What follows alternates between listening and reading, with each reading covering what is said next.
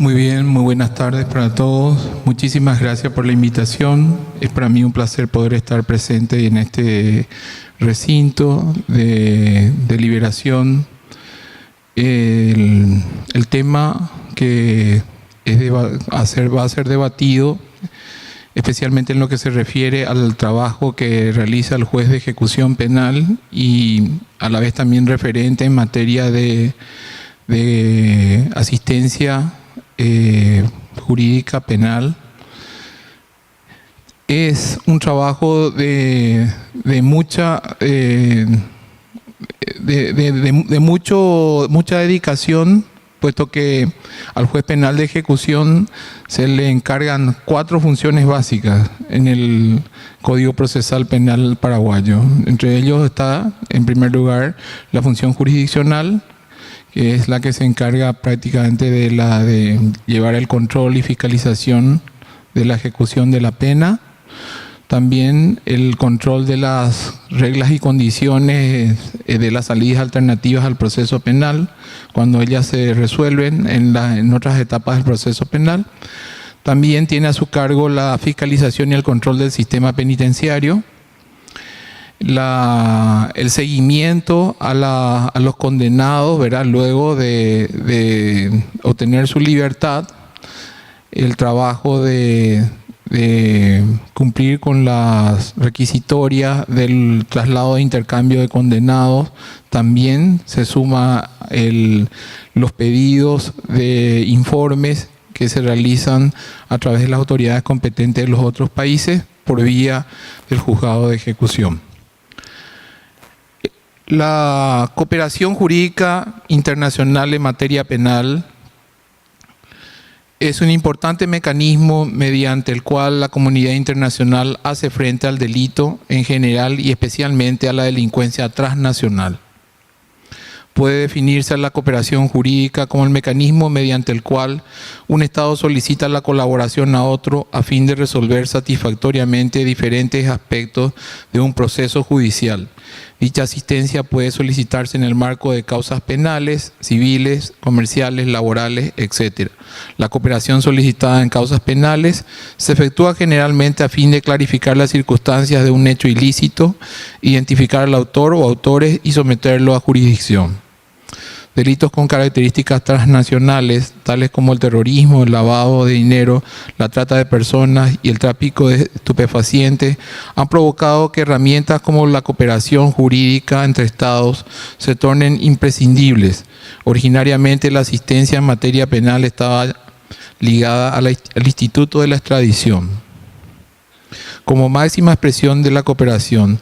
De allí que tanto las leyes internas como los tratados suscriptos con nuestros países tuvieran el enfoque puesto en la extradición de delincuentes y contuvieran solo algunas regulaciones sobre asistencia, sin perjuicio de ello y como consecuencia de la importancia que la asistencia comenzó a poseer para resolver asuntos criminales. Los estados comenzaron a regular separadamente la asistencia, tanto en el ámbito interno como en lo convencional. Sin esa otra ayuda internacional, una gran cantidad de procedimientos se verían desprovistos de pruebas elementales o se encontrarían impedidos de materializar actos procesales imprescindibles para proseguir con la investigación. La capacidad de movilización de bienes y personas ha cambiado radicalmente en los últimos años. Las organizaciones criminales ya no actúan solamente en un país, sino que poseen algún tipo de contacto interestatal, ya sea preparar el crimen, ejecutarlo, ocultarse o ocultar rastros. Y proliferan a un ritmo vertiginoso. Es lo que hoy yo dije que las organizaciones criminales suben por el ascensor, cuanto que la persecución estatal de los delitos sube por la escalera. Ante este panorama desalentador, todos los actores que luchan contra la delincuencia deben ser conscientes de la importancia que reviste la cooperación internacional, utilizarla, colaborar cuando sea requerida y principalmente transformarla en un mecanismo ágil, veloz y sin grandes formalismos. Quiero manifestar una experiencia a nivel personal en el juzgado de ejecución en materia de cooperación internacional.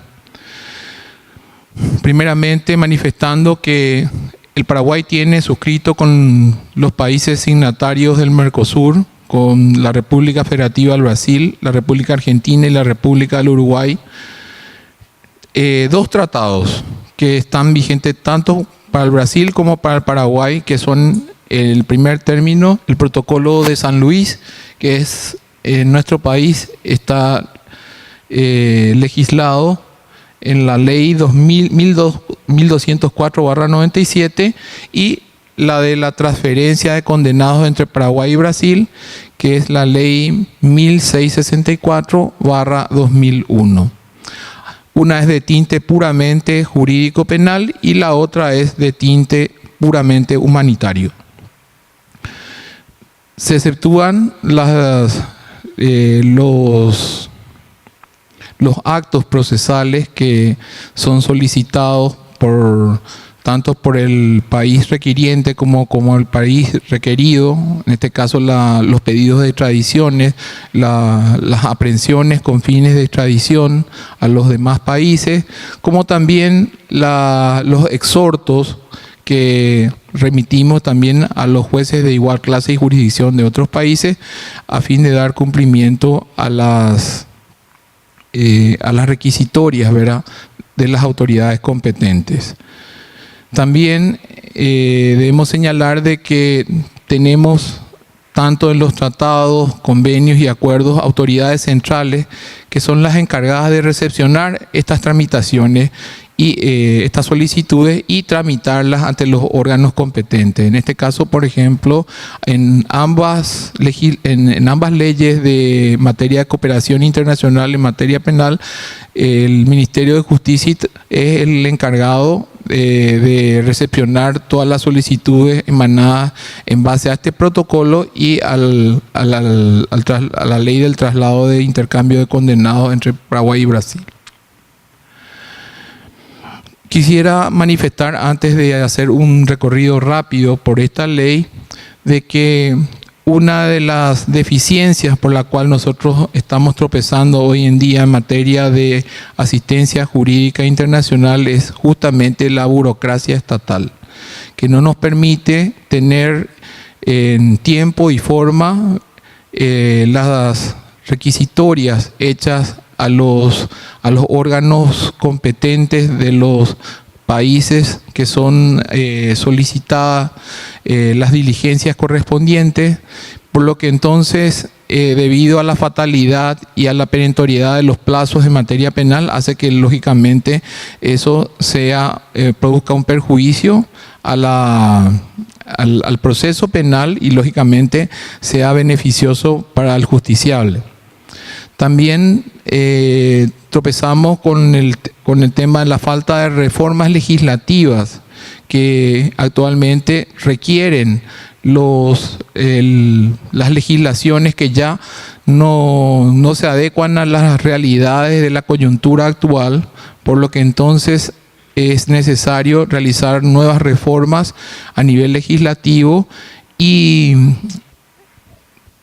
tratar de que la misma se adecue, ¿verdad?, a las nuevas necesidades de los tiempos y también a introducir reformas y transformaciones para que podamos tener entonces una adecuada aplicación en materia de derecho penal internacional. Seguidamente vamos a ver entonces el protocolo de asistencia jurídica mutua en asuntos penales que está vigente tanto para el Brasil como para el Paraguay.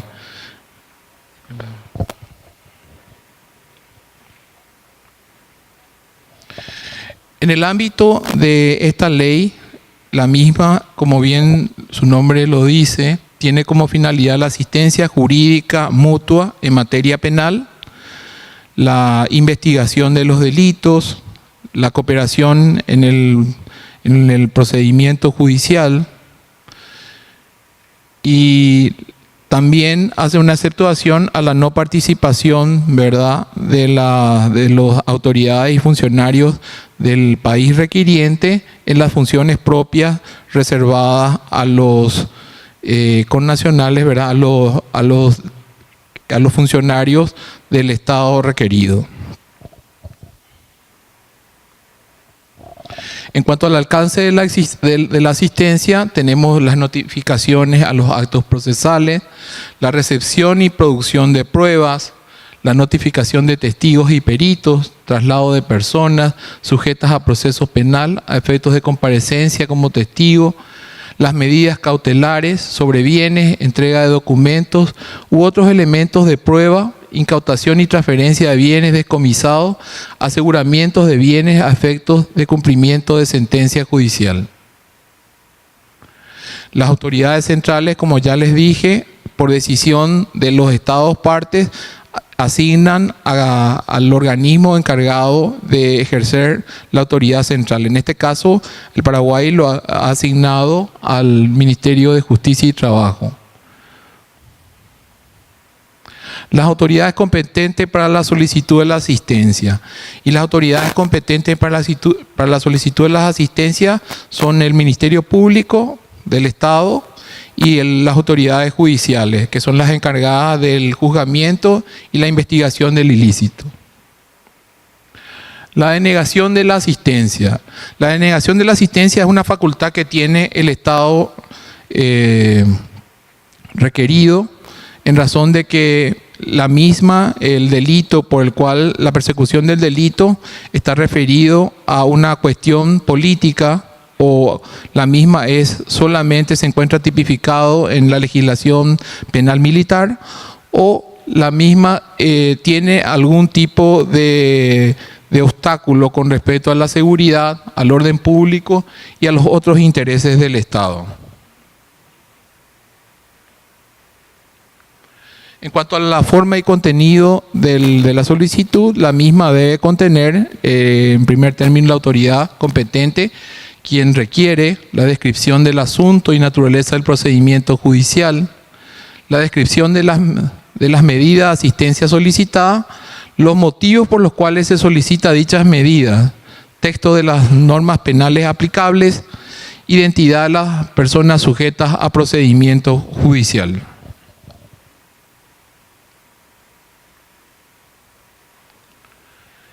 En cuanto a la ley aplicable, la misma se regirá por la ley del Estado requerido.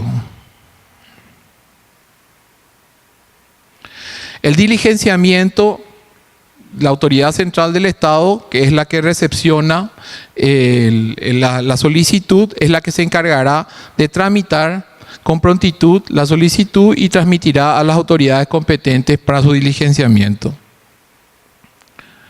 En cuanto al aplazamiento que pueda producirse, en cuanto al requerimiento de las diligencias, puede ser como consecuencia de que el Estado requerido, cuando es solicitada una persona para su comparecencia, la misma se encuentre bajo un procedimiento penal en curso en el territorio del Estado requerido. En cuanto al carácter confidencial, salvo acuerdo entre estados requirientes, entre los estados, tanto el requiriente como el requerido, la misma se mantendrá el carácter confidencial de la solicitud y su tramitación.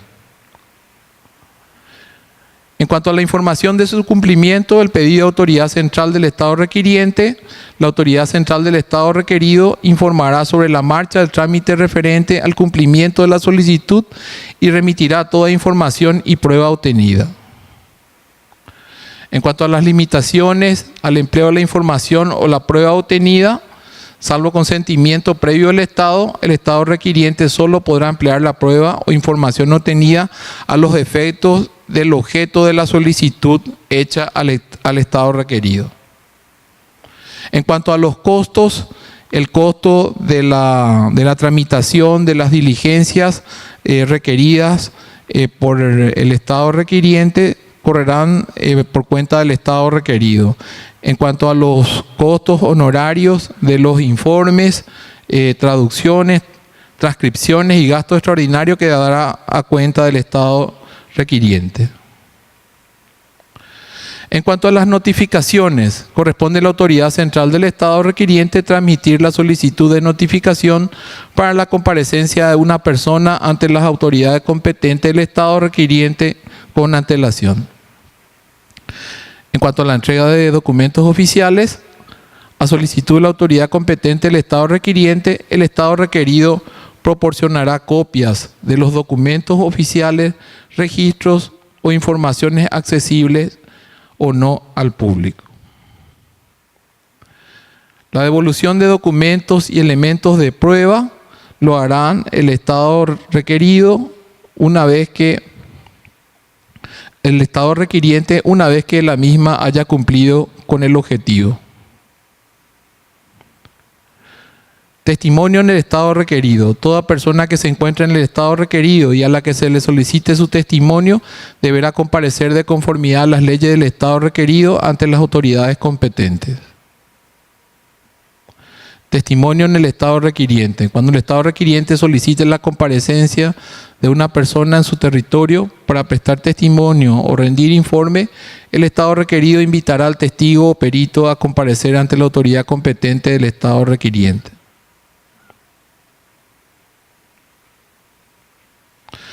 Traslado de personas sujetas a procedimiento penal. La persona sujeta a un procedimiento penal en el Estado requerido, cuya comparecencia en el Estado requiriente sea necesaria en virtud de la asistencia del presente protocolo, será trasladada con ese fin al Estado requiriente, siempre que la persona y el Estado requerido consientan dicho traslado.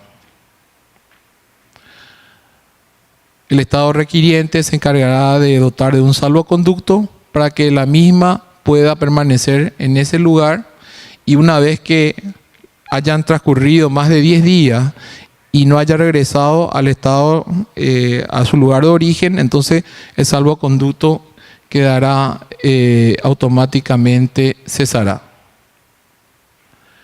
Localización o identificación de persona. El Estado requerido se encargará entonces de proveer los medios para la identificación y localización de las personas requeridas por el Estado requiriente. En cuanto a las medidas cautelares, la autoridad competente del Estado requerido diligenciará la solicitud de medidas cautelares siempre que la misma reúnan los presupuestos genéricos de las medidas cautelares y la misma sea providencialmente factible. En dicha medida siempre se regirán las leyes sustantivas y procesal del Estado requerido. En cuanto a la entrega de documentos y otras medidas de cooperación, la solicitud de cooperación en lo referente a inspección y a entrega de cualquier objeto, documento o antecedentes, si ésta contiene la información que justifique la medida propuesta. Dichas medidas se someterán también a la ley procesal y sustantiva del Estado requerido. En cuanto a la custodia y disposiciones de los bienes, el Estado parte que tenga bajo su custodia instrumentos, el objeto o los frutos del delito, dispondrá que los mismos de conformidad con lo establecido a su ley interna. En cuanto a la autenticación de documentos y certificaciones, todos los documentos emanados de las autoridades competentes de los países signatarios, en este caso el Ministerio Público y las autoridades judiciales, y que sean tramitadas por intermedio de autoridades centrales, quedan exceptuados de toda legislación u otra formalidad análoga. En cuanto a las consultas, las autoridades centrales de los Estados partes celebrarán consultas en las oportunidades que convengan con el fin de facilitar la aplicación del presente protocolo. Y en cuanto a las soluciones de controversias, cuando existan controversias en materia de interpretación, de aplicación o de incumplimiento del protocolo, las mismas se resolverán por negociaciones diplomáticas directas. Bueno.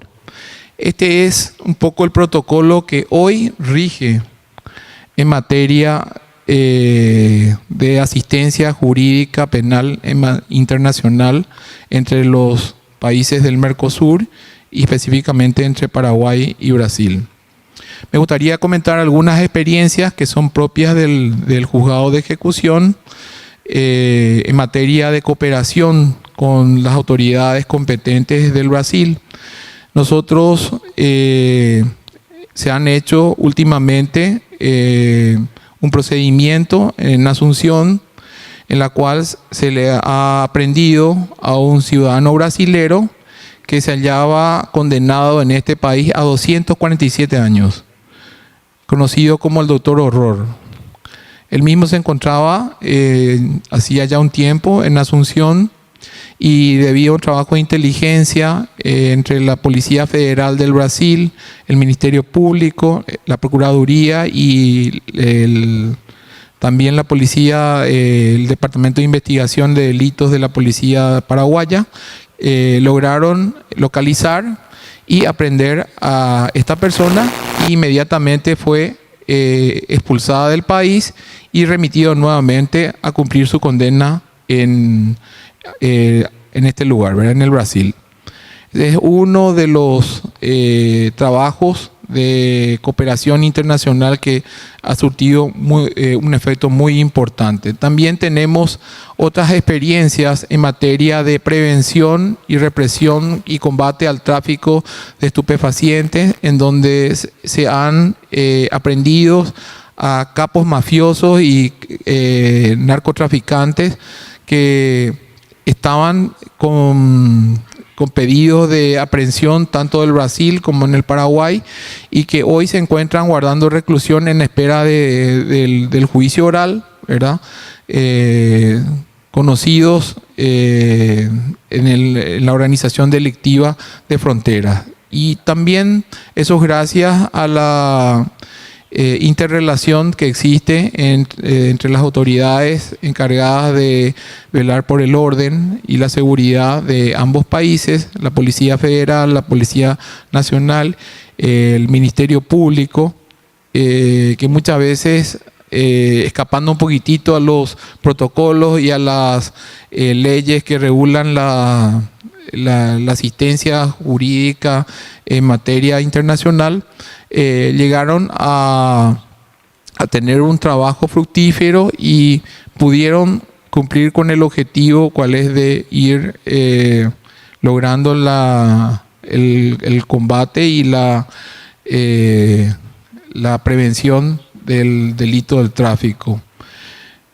También nosotros hoy escuché a la autora, a la jueza federal del estado de Mato Grosso do Sur, hablaba de las dificultades que estaba teniendo en materia, y yo me sumo también a lo que ella manifestó de las imposibilidades que tenía materialmente de poder tener un control efectivo de la frontera, porque Paraguay tiene frontera seca con el Brasil en esos lugares.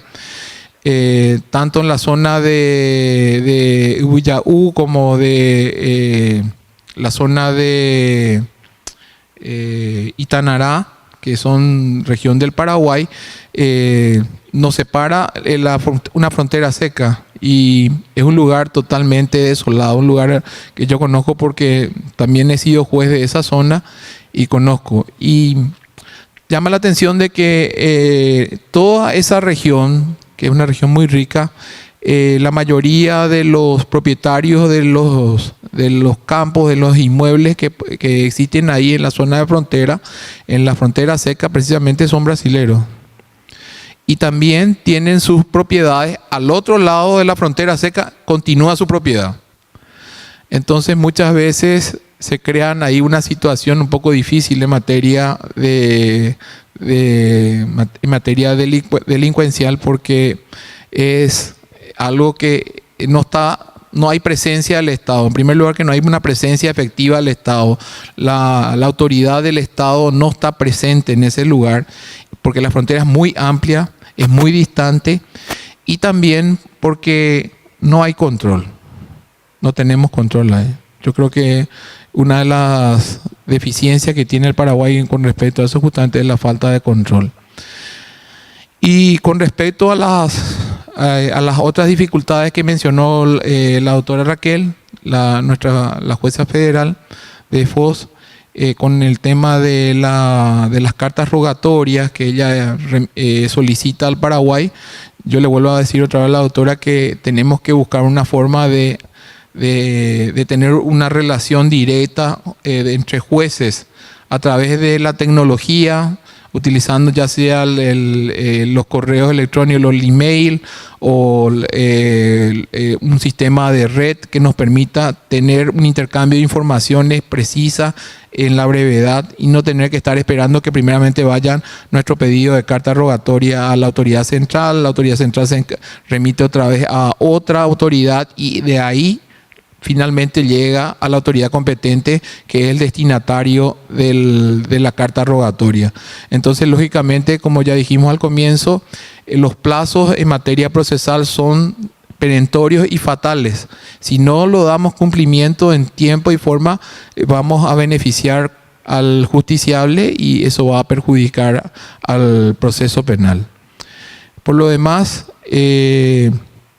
quiero decirles de que siempre hubo buena voluntad por la experiencia que tengo en materia de traslado de intercambio de condenados, específicamente con el Brasil. Siempre hubo buena voluntad de parte de los estados signatarios de llevar adelante este proceso y creo que es fruto justamente del buen relacionamiento que tenemos hoy con las autoridades brasileras y las autoridades brasileras con el Paraguay y se pudo llegar a ese objetivo. Yo creo que también en materia de colaboración y asistencia jurídico internacional, en materia penal podemos también hacerlo si es que nos ponemos las pilas y trabajamos todos juntos para el logro del objetivo que es más importante, la erradicación de la criminalidad. Muchísimas gracias.